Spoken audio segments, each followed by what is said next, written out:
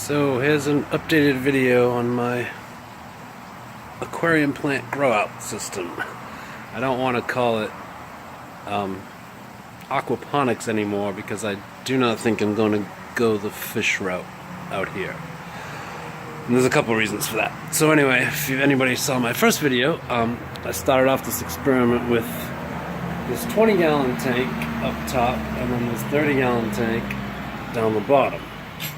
But it just wasn't enough area, wasn't enough water, so I pulled out my 60-gallon tank.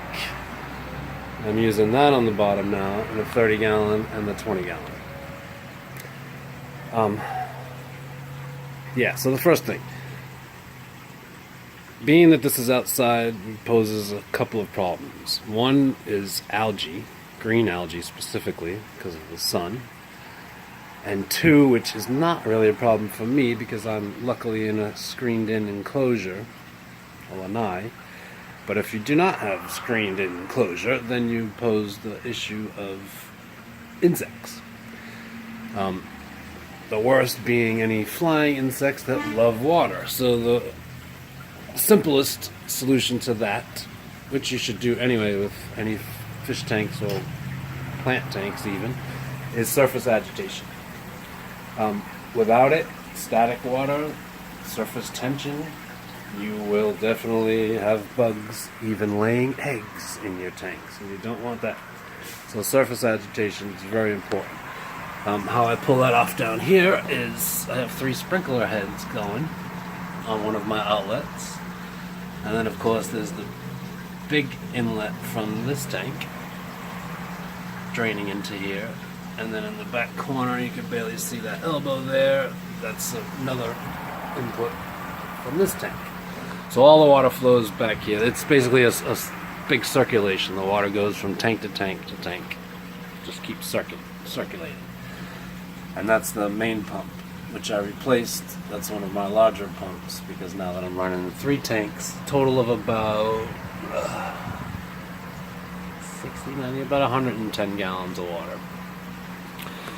Okay, next is filtration. So because I'm not going to do fish, I don't really need to go crazy with filtration. So basically I just have a sponge there at my pump inlet to collect any larger particles. That's mechanical filtration. And then in this tank up here, I also have a sponge in that channel there. So the water flow comes up from that pump into this tank via these window boxes, which are not planted yet. And then the water drains from the window boxes into this tank, and it goes through my biomedia here, which are bioballs. Very well oxygenated, as you can tell. And then the water flows through this sponge to mechanically clean it, take out any debris in the water. And then I will obviously eventually plant this. And then it flows back through that overflow pipe back into this tank. And then this tank does the same thing. The water comes up into this window box, which is planted with various dwarf hair grasses and stuff. And then it flows back into this tank.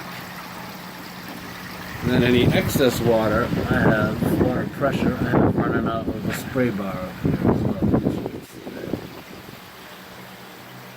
And then, yeah, this water then flows down that overflow back into here. So the sprinkler heads provide excellent aeration and add surface agitation, and also after a little trial and error of aiming the sprinkler heads right and my fans, I got a nice little circulation here going around this sprinkler head, and it keeps my bioballs moving, which is pretty cool. So now I have immersed bioballs that are constantly moving, so those will keep anaerobic bacteria. And then these are pretty static, but there's a lot of oxygen going on in there, so those are more likely to keep aerobic bacteria. So between the two, that'll take care of my filtration and that little bit of mechanical filtration that I have. If I decide to put fish, then I will probably partition this tank off a little bit and add more mechanical filtration in front of the filter, of the pump. Sorry. So yeah, that's the water flow. Everything's very adjustable. I have valves on every single outlet. Here, back here there's one. Both of the drain pipes, so you can peek around the back. Both of the drain pipes have it, so the trick to a system like this is getting it all balanced. So obviously the outlets, that big pipe back there, and this one here, need to be able to take out as much water as you're putting in, the flow rate that you're putting in. So those are sized larger, the pipe is larger so that it'll always accommodate. And then it's just a matter of balancing these valves so that the flow matches the outflow and your water level will eventually maintain itself. So once I get it balanced and maintained, then I put myself little pieces of tape there to show the ideal level of the tanks, because we will experience evaporation and we will have to top off these tanks. So these tape marks will give me a good indication. When the water level gets below, then it's time to add some water back up to that level.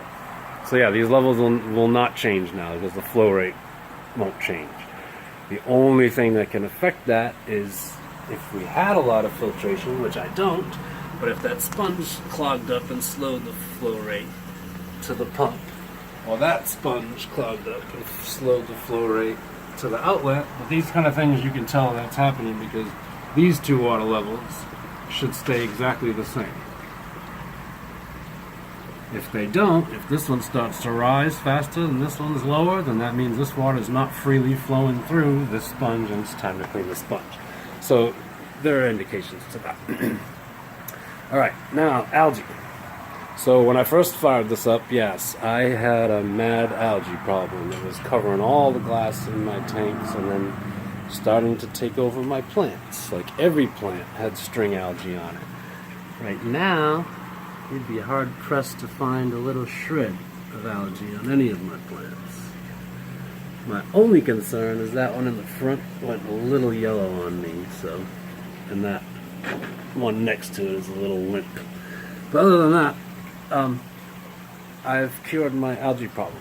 And the way I've done that is twofold. Firstly, algicide. So it's really specifically for ponds and fountains, but it is safe for fish and plants. I'm not so sure about the fish safe. I mean, if you use it as directed or less, yes, but I wouldn't use it if I had fish in here, honestly. So I think that's what yellowed my plant. But it's cured my algae problem. So I'm good to go there. Second thing is sunlight. So in my case, what I've done is backed up my whole system just enough so that this overhang here, it's really in the shade most of the day. In the morning it gets direct sunlight. Right now it's fading out, it's gone. And then in the afternoon, just these ends, two ends of this tank, these two tanks, get direct sunlight. So that has definitely helped my situation too. And you may have noticed here, rather than putting fish in my tanks, I'm going to go the fertilizer route this time. So what we use is time release fertilizer. So this is 6-month fertilizer. So basically we bury a little bit of that in each plant, near each plant's roots, and forget about it. 6 months it'll last. In an aquarium setup, I like to cut that number almost in half. Because it's underwater constantly, it's going to dissolve faster than it would if it was just in your house plants and got watered, once or twice a week.